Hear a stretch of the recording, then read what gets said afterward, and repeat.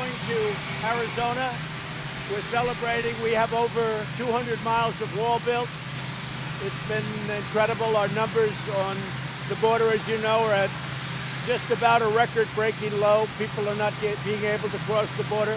The wall has helped because we have more than 200. We have about 212 miles up of wall. So that's good. And we're going to be doing a number of other things. We're going to be making a speech to young people in Arizona. And we'll be meeting with some of the Arizona officials to talk about their border and how strong it's become. It's become very strong. Last night we stopped an attack on a great monument, the monument of Andrew Jackson in Lafayette Park. And I just want to thank law enforcement. They did a great job. We were working very closely with the White House Secret Service and some of our executives. It was really, they did a great job. They stopped it cold. Numerous people are in jail and going to jail today. People are already there, but we're looking at long-term sentences under the Act. We have a very specific Monuments Act, and we are looking at long-term jail sentences for these vandals and these hoodlums and these anarchists and agitators, and call them whatever you want. Some people don't like that language, but that's what they are. They're bad people. They don't love our country, and they're not taking down our monuments. I just want to make that clear. And other than that, go ahead. Mr. President, do you have an executive order regarding the monument? What will it accomplish? I will have an executive order very shortly, and all it's really going to do is reinforce what's already there, but in a more uniform way. Okay? I want to also say this. If the state governments, because you see them all over in Seattle, they're very weak. And in Minnesota, they might need help. If they need help, the federal government is willing to help them. If these hoodlums come around, these are not protesters, by the way. These are anarchists and other things.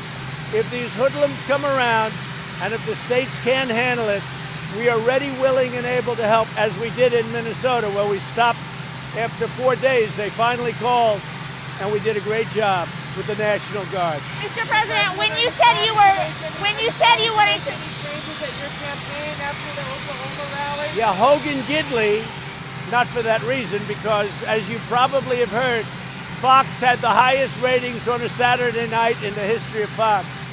So that's the ultimate poll, I guess. But the ratings on Saturday night for Fox were the highest ratings in the history of Fox News, which is, I guess, a long history.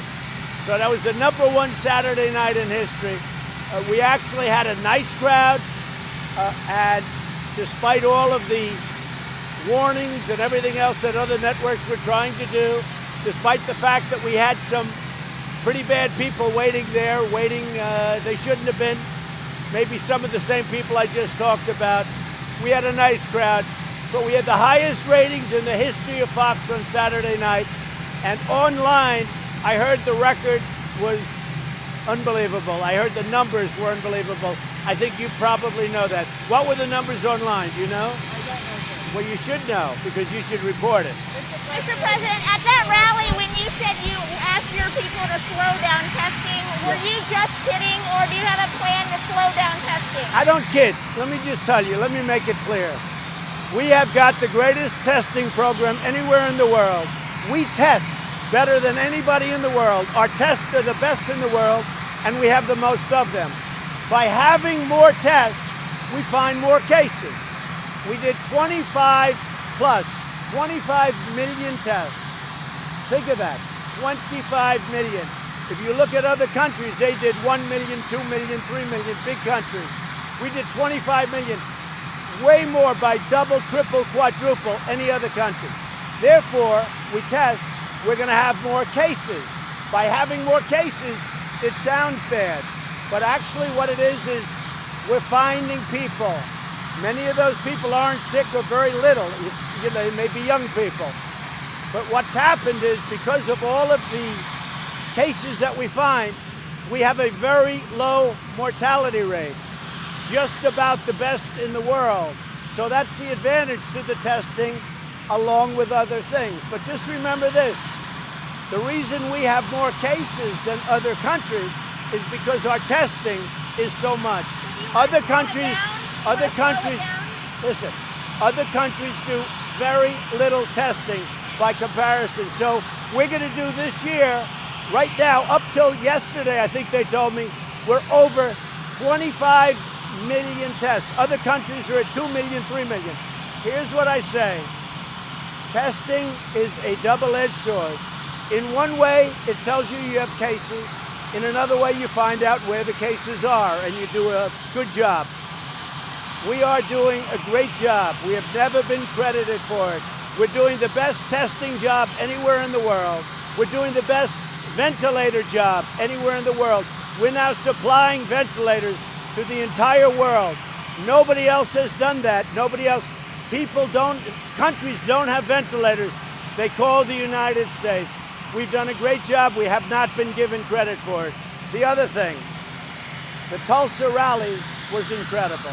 Despite all of the horrible, ominous warnings that you people put out over a period of 2 weeks, the crowd was wonderful. They were warriors. It was a great crowd. But many of them stayed home and watched television. And what happened is Fox on Saturday night had the biggest rating in the history of Fox television. Thank you very much, everybody.